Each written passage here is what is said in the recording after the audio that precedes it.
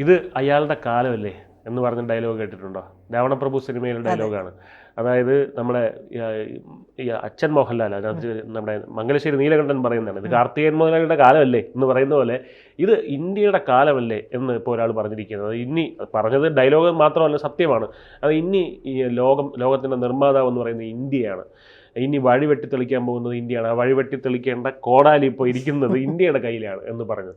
അപ്പോൾ ഇത് പലർക്കും കോടാലിയായിട്ട് മാറിയിട്ടുണ്ട്. ആർക്കാണെന്ന് അറിയാം, അമേരിക്കയിൽ ട്രംപൊക്കെ അന്ന് ട്രംപ് എപ്പോഴും അസൂയയും കുശുമ്പും കൊണ്ട് നിറഞ്ഞിരിക്കുന്ന, പുന്നായ്മയും കൊണ്ട് നിറഞ്ഞിരിക്കുന്ന ഒരാളാണ് ട്രംപ്. ഇത് പറഞ്ഞതാരെന്നുള്ളതാണ് ഏറ്റവും വലിയ തിരിച്ചടി. അതായത് ചെകിട്ടത്തടിച്ച പോലെ. കാരണം ഇത് പറഞ്ഞിരിക്കുന്ന ഇസ്രയേലി അംബാസിഡറാണ്, ഇന്ത്യയിലുള്ള ഇസ്രയേലി അംബാസിഡറാണ് ഇത് പറഞ്ഞത്. അപ്പോൾ ഇത് എന്താണ്, ട്രംപിന് തന്നെ ഇത് ഒരു മുഖത്തടി പോലെ ആയിപ്പോയില്ലേ? അതായത് അനിയന്റെ കയ്യിൽ നിന്ന് ചേട്ടന് ഒരു അടി കിട്ടിയ പോലെ ആയിപ്പോയില്ലേ? സത്യത്തിൽ അത് അങ്ങനെ തന്നെയാണ്. അപ്പോൾ ഈ ഇസ്രായേൽ അംബാസഡർ ആയിട്ടുള്ള റുവൻ അസറാണ് പറഞ്ഞിരിക്കുന്നത്. അദ്ദേഹം പറഞ്ഞിരിക്കുന്നത് ഇങ്ങനെയാണ്: ലോകത്തിൻ്റെ പുതിയ നിർമ്മാതാവ് ഇന്ത്യയാണ് എന്നാണ് പറഞ്ഞിരിക്കുന്നത്. അത് വിജയ് പറഞ്ഞ പോലെ വാസ്തവമായിട്ടുള്ള കാര്യം തന്നെയാണ്. കാരണം ഇനി അങ്ങോട്ടുള്ള നയങ്ങൾ പോളിസികൾ ഇന്ത്യ തീരുമാനിക്കും. അതിലേക്ക് മറ്റുള്ളവർക്ക് വരേണ്ടി വരും. ഇപ്പോൾ ഏതാണ്ട് അങ്ങനെയൊക്കെ തന്നെയാണ് നടന്നുകൊണ്ടിരിക്കുന്ന കാര്യങ്ങളും അങ്ങനെ തന്നെയാണ്. അതായത് ട്രംപ് വിചാരിച്ചത് ഈ RIC പോലും ഉണ്ടാകരുത് എന്നാണ്. പക്ഷേ ട്രംപിൻ്റെ നയങ്ങൾ കാരണം അത് കുറച്ചുകൂടെ ശക്തിയില്ല. അതായത് ഒരുപക്ഷെ 2 വർഷം കഴിഞ്ഞിട്ട് സംഭവിക്കാമായിരുന്നത് പെട്ടെന്ന് തന്നെ സംഭവിച്ചു എന്ന് പറയുന്നത് പോലെയാണ്. ആയിട്ടില്ല. പക്ഷേ അതിന് ഉള്ളിലുള്ള പ്രവർത്തനങ്ങൾ ത്വരിതഗതിയിൽ തന്നെ നടക്കുന്നുണ്ട്. അതായത് എത്രയോ കാലങ്ങൾ കഴിഞ്ഞ് സംഭവിക്കാമായിരുന്ന ഒരു കാര്യം ട്രംപിന്റെ ചെയ്തി കൊണ്ട് ഇപ്പോൾ ചൈന പോലും അടുത്ത് നിൽക്കുകയല്ലേ, അതിനുള്ള ഒരു വഴി വെട്ടി തുറന്ന് തന്നില്ലേ? സത്യത്തിൽ ആ വന്നിട്ടുള്ള ഉർവശി ശാപം ഉപകാരമായി അതൊക്കെ കൊണ്ടാണ് നമ്മൾ ഇപ്പോൾ ഈ എന്താണ് രാഹുൽ ഗാന്ധിയെ നമ്മൾ സംശയിക്കുമല്ലോ, ഇദ്ദേഹം BJPയുടെ ചാരനാണോ എന്ന് പറയുന്ന പോലെ. ഇതേപോലെ ഈ ട്രംപ് എന്ന് പറയുന്നത് ഇന്ത്യയുടെ ചാരനാണോ എന്നുള്ളൊരു സംശയം. കാരണം ഇന്ത്യക്ക് വേണ്ടിയാണ് ഇദ്ദേഹം പണിയെടുക്കുന്നത് ഓവർനൈറ്റ്. അതെ, നമുക്ക് ഗോൾസ് എല്ലാം നമ്മുടെ പോസ്റ്റിലേക്ക് സ്വമേധയാ വന്നുകൊണ്ടിരിക്കുന്ന ഒരു സമയമാണ്. നമ്മൾ അധികം ഒന്നും വർക്ക് ചെയ്യണ്ട എന്നുള്ളതാണ്. അതിനുള്ള വഴിയൊക്കെ ഇങ്ങനെ തന്നെ ചെയ്തിട്ടുണ്ട്. ഇപ്പോൾ 21 കാര്യങ്ങൾ അടങ്ങിയിട്ടുള്ള ഒരു പ്രോജക്റ്റ്, ഗാസ പ്രോജക്റ്റുമായിട്ട് ഈ ട്രംപ് നിലവിൽ വന്നിട്ടുണ്ടല്ലോ. 21 20.5 ആണോ എന്നുള്ളത് സംശയമാണ്. എന്തായാലും 20 എന്നും പറയുന്നുണ്ട്, അതല്ല 20 എന്നും പറയുന്നുണ്ട്, 21 എന്നും പറയുന്നുണ്ട്, 21 എന്നും പറയുന്നുണ്ട്. എന്തായാലും അര മാറ്റി വെക്കാം നമുക്ക്. എന്തായാലും ഈ 2 സംഖ്യകളിൽ ഉള്ള പ്രോജക്റ്റാണ്. ഈ പ്രോജക്റ്റ് എന്ന് പറഞ്ഞു കഴിഞ്ഞാൽ വായിച്ചു കഴിഞ്ഞിട്ടുണ്ടെങ്കിൽ നമുക്ക് വളരെ നമ്മൾ അന്തം വിട്ടുപോകും. ഇത് തമ്മി ഒരു സാമ്യം ഇല്ലാത്തൊരു സംഭവമാണല്ലോ. ഒന്നും കണക്റ്റഡ് അല്ല. എന്തെല്ലൊക്കെയോ വേണ്ടിയിട്ട് പുള്ളി ഉണ്ടാക്കി വെച്ചിരിക്കുന്ന ഒരു പ്രോജക്റ്റാണ്.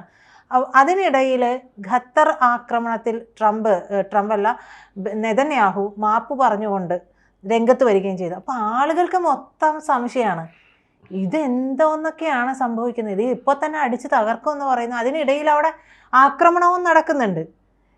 നെതന്യാഹു മാപ്പ് പറഞ്ഞു എന്ന് പറയുന്നതിനിടയിൽ അവിടെ ആക്രമണവും നടക്കുക, അടിച്ച് തകർക്കുന്നുണ്ട്. അപ്പോൾ ഇതെന്താണ് സംഭവിക്കുന്നത്? ഒരു ഘട്ടത്തിൽ നെതന്യാഹു ട്രംപിനോട് ഉടക്കുന്നു, നിങ്ങൾ പറയുന്നിടത്ത് നിൽക്കില്ല എന്ന് പറയുകയും ചെയ്യുന്നുണ്ട്.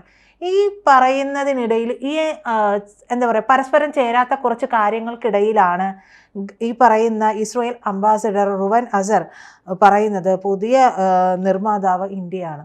അപ്പോൾ തോന്നിയൊരു സംശയം, ഈ ഗാസ പ്രോജക്റ്റ് എന്ന് പറയുന്നതിൽ നെതന്യാഹുവിന് താല്പര്യമുണ്ടോ എന്നുള്ളതിലൊരു സംശയം തോന്നുന്നുണ്ട്.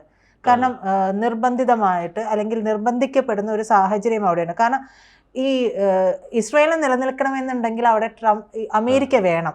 അമേരിക്ക എടുത്ത് വളർത്തിയ രാഷ്ട്രം തന്നെയാണ് ഇസ്രായേൽ എന്ന് പറയുന്നത്. അപ്പോൾ അവിടെ ഒരു സ്വരച്ചേർച്ചയുണ്ട്. അപ്പോൾ കൂട്ടിന് നിൽക്കാനായിട്ട് മറ്റൊരു രാജ്യം എന്തായാലും വേണം. അമേരിക്കയെ കൈവിട്ടാൽ അല്ലെങ്കിൽ ഭാവിയിലേക്ക് ഈ പ്രോജക്റ്റുമായി വന്നാലും ഗസ വിട്ടുകൊടുക്കാൻ നെതന്യാഹുവിന് യാതൊരു താല്പര്യമില്ലാത്ത ആളാണ്. വെസ്റ്റ് ബാങ്ക് വിട്ടുകൊടുക്കാൻ താല്പര്യമില്ല. ഇതെല്ലാം ഇസ്രായേലിനോട് അറ്റാച്ച് ചെയ്യുകയും അവിടെ ജൂത സെറ്റിൽമെൻറ്റുകൾ വരുത്താൻ ശ്രമിക്കുകയും ചെയ്യുന്ന ഒരു ഭരണാധികാരിയാണ് നെതന്യാഹു. അപ്പോൾ ഈ ഒരാളുടെ തണൽ അല്ലെങ്കിൽ നമുക്കൊരു ബുദ്ധിമുട്ടുള്ളപ്പോൾ ഒരാൾ കൈ തന്നു, ഈ കൈ പിടിച്ചുകൊണ്ട് നമുക്ക് ജീവിതത്തിൽ ഉടനീളം നടക്കാൻ പറ്റില്ല. സ്വയം നടക്കാൻ പഠിക്കുക എന്നുള്ളതാണ് അതിന് ശേഷം നമ്മൾ ചെയ്യേണ്ട പ്രവൃത്തി. അപ്പോൾ സ്വയം നടക്കാൻ പ്രവർത്തിച്ചുകൊണ്ടിരിക്കുന്ന ഒരു രാജ്യമാണല്ലോ ഈ കാലങ്ങളായിട്ട് ഇസ്രായേൽ എന്ന് പറയുന്നത്. അപ്പോൾ ഈ ഒരു വിടുതൽ, അതായത് എന്നും അമേരിക്കയുടെ ഈ ഒരു ഇതിൽ കിടന്നിട്ട് നീറിക്കൊണ്ട് നിൽക്കാൻ എന്തായാലും ഇസ്രായേലിൻ്റെ താല്പര്യം ഉണ്ടാവില്ല. പ്രത്യേകിച്ചും ഈ നെതന്യാഹു പോലൊരു പ്രധാനമന്ത്രി അവിടെ ഇരിക്കുന്ന സമയത്ത്. നെതന്യാഹു അറിയാം മൊസാദിൽ ജോലി ചെയ്തിരുന്നല്ലോ. അപ്പോൾ അദ്ദേഹത്തിൻ്റെ എല്ലാ കാര്യങ്ങളും അദ്ദേഹം വളരെ തന്ത്രപരമായിട്ട് ഓരോ കാര്യങ്ങളെയും പരിഹരിക്കുകയും അതിന് വേണ്ടുന്ന നീക്കങ്ങൾ നടത്തുകയും ചെയ്തിട്ടുള്ള ആളാണ്. അപ്പോൾ അത്രമേൽ കാഞ്ഞ ബുദ്ധി ഉണ്ടാവും. അപ്പോൾ വയസ്സായെന്ന് പറഞ്ഞാൽ ബുദ്ധി കുറവൊന്നും സംഭവിക്കുന്നില്ലല്ലോ. അപ്പോൾ അദ്ദേഹത്തിൻ്റെ ബുദ്ധിയിൽ തോന്നുന്ന ഒരു കാര്യം എന്ന് പറയുന്നത്, ഭാവിയിൽ ഇസ്രായേൽ അമേരിക്കയുമായിട്ട് അകലാനുള്ള സാധ്യതയുണ്ടെങ്കിൽ വരുന്ന ഒരു പ്രോജക്റ്റ് എന്ന് പറയുന്നത് ഈ വിശാല ഇസ്രായേലുമായിട്ട് നമുക്ക് എന്നും നല്ല ബന്ധമാണുള്ളത്. ഇസ്രായേൽ എന്നും നമ്മളെ സഹായിച്ചിട്ടുള്ളൂ. ഇപ്പോൾ ഇസ്രായേൽ ഇറാനെ അടിക്കുമ്പോൾ പോലും ഇറാൻ കാണിക്കാത്ത ഒരു മര്യാദ ഇസ്രായേൽ കാണിച്ചിട്ടുണ്ട്. ചബഹാറിൽ ചെന്നിട്ട് അടിച്ചിട്ടില്ല. ഏറ്റവും നോവണമായിരുന്നെങ്കിൽ ചബഹാറിൽ അവർ അടിക്കണമായിരുന്നു. ഇസ്രായേൽ അത് ചെയ്തിട്ടില്ല. ഇസ്രായേൽ എപ്പോഴും എവിടെ എന്ത് പ്രശ്നം വരുമ്പോഴും ഇന്ത്യക്കൊപ്പം നിലകൊള്ളുന്നുണ്ട്.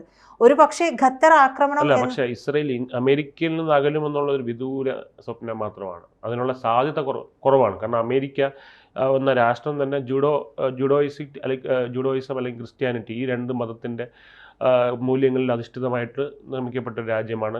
അതുകൊണ്ടാണ് ഇസ്രായേലിനെതിരെയുള്ള യുദ്ധപ്രഖ്യാപനം അമേരിക്കയ്ക്കെതിരെയുള്ള യുദ്ധപ്രഖ്യാപനമായിട്ട് അമേരിക്ക കാണുന്നതും അങ്ങനെയൊക്കെ ചെയ്യുന്നതും. തിരിച്ചിപ്പോൾ ഇന്നലെ ആ ഒരു രീതിയിലൊക്കെ, അതായത് ഇന്നലെ തന്നെ എന്തെങ്കിലും ഒരു ഇസ്രായേൽ വിഷയം ഉണ്ടെങ്കിൽ അതിൽ ട്രംപ് ഇടപെടുന്നത്, അതായത് സ്വന്തം വീട്ടിലെ കാര്യം എന്നുള്ള പോലെ ട്രംപ് ഇടപെടുന്നത്, അമേരിക്കൻ പ്രസിഡന്റായ ട്രംപ് ഇടപെടുന്നത് അതുകൊണ്ട് കൂടിയാണ്.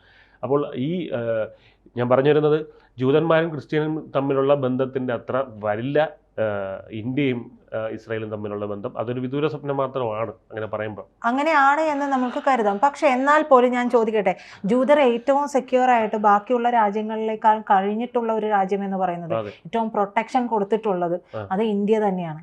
അത് റഷ്യൻസിനാണെങ്കിലും അങ്ങനെയാണ്. ഇപ്പോൾ നമുക്ക് ജിയോ പൊളിറ്റിക്സിൻ്റെ ഒരു സാധ്യതകൾ എങ്ങനെ പോകുമെന്നൊന്നും നമുക്ക് പറയാനേ പറ്റില്ല. അമേരിക്കയാണെങ്കിൽ തകർന്നുകൊണ്ടിരിക്കുന്ന ഒരു ഷെല്ലാണ്. അത് വെറും ഒരു അസ്ഥികൂടം മാത്രമായിട്ട് മാറിക്കഴിയുകയും ചെയ്യുന്നുണ്ട്. അപ്പോൾ മേ ബി അവർക്ക് ഒരു കൈ സഹായം ഇന്ത്യയിൽ നിന്ന് ആവശ്യമുണ്ട് എന്നുണ്ടെങ്കിൽ ഒരു പക്ഷേ അതിനുള്ളൊരു നീക്കം ഇപ്പോഴേ നടത്തുകയാണ്. നമ്മൾ ഈ 2000 മോദി സർക്കാർ, ആദ്യത്തെ മോദി സർക്കാർ വരുമ്പോൾ മുതൽ നമ്മൾ നടത്തിയിട്ടുള്ള പല ചെറിയ നീക്കങ്ങളാണ് ഇന്ന് വലിയ നേട്ടങ്ങളായിട്ട് നമുക്ക് മുമ്പിലേക്ക് വന്നിട്ടുള്ളത്. ഇത് ഇന്നോ നാളെയോ സംഭവിക്കാനുള്ള സാധ്യത എന്ന് ഞാൻ പറയുന്നില്ല. പക്ഷേ ഈ ഒരു വാർത്ത കേട്ടപ്പോൾ പെട്ടെന്ന് പോയൊരു തോട്ട് പ്രോസസ്സ് ഇങ്ങനെയായിരുന്നു: ഇതിനുള്ള സാധ്യതകളും ഇല്ലേ, അല്ലെങ്കിൽ ഇതിനപ്പുറം മറ്റെന്തെങ്കിലും നടക്കാനുണ്ടോ, ഇസ്രായേൽ ഇന്ത്യയുമായിട്ട് കുറച്ചുകൂടെ ചേർന്ന് നിൽക്കാനുള്ള ഒരു സാധ്യതയുണ്ടോ, നേരിട്ട് ട്രംപിന് ഒരിക്കലും ഇന്ത്യയുമായിട്ട് ഏറ്റുമുട്ടാനുള്ള സാധ്യത അത് കുറവാണ്. ട്രംപ് ഈ മാതിരി കുത്തിത്തിരിപ്പ് പരിപാടികളിലൂടെ മാത്രമേ, അല്ലെങ്കിൽ പാകിസ്ഥാനിലേക്ക് ചെന്ന് കയറിക്കൊണ്ട് അവിടെ നിന്ന് ഒരു അടിയുണ്ടാക്കാനുള്ള ശ്രമം നടത്തും, അല്ലെങ്കിൽ ബംഗ്ലാദേശിൽ നിന്ന് അടിയുണ്ടാക്കാനുള്ള ശ്രമം നടത്തും. അപ്പോൾ നേരിട്ട് ഏറ്റുമുട്ടാൻ ട്രംപിനെ പോലെ ഒരു വ്യക്തിക്ക് കഴിയില്ല. ട്രംപ് ആക്ച്വലി പേടിത്തൊണ്ടനാണെന്ന് പറയാൻ കാരണം, നമുക്ക് ധൈര്യമുണ്ടെങ്കിൽ മുഖത്ത് നോക്കി കാര്യം പറയണം. മുഖത്ത് നോക്കി കാര്യം പറയാതെ ട്രംപ് വളർന്നു വരുന്ന ഇന്ത്യയെ നോക്കി അസൂയ മൂത്ത് ഭ്രാന്തായി ചെയ്യുന്ന പരിപാടികൾ ഇതൊക്കെയാണ്. അല്ലെങ്കിൽ ഡയറക്റ്റ് പറയാം. ഇപ്പോൾ ഇന്ന് രാവിലെ നമ്മൾ കേട്ട ഒരു വാർത്തയാണ്, ട്രംപ് അവരുടെ തന്നെ സിനിമാ മേഖലയ്ക്ക് 100% താരിഫാണ് അടിച്ചു കൊടുത്തിരിക്കുന്നത്. 100%. അപ്പം ഇനിയൊരു ഹോളിവുഡ് എന്ന് പറയുന്ന ഒരു സിനിമാ വ്യവസായ മേഖല എന്ന് പറയുന്നത് തകരാൻ അധികം വിദേശ സിനിമകൾക്കല്ല, അവരുടെ ഹോളിവുഡ് സിനിമകൾക്കാണ് ഈ പറയുന്ന 100%.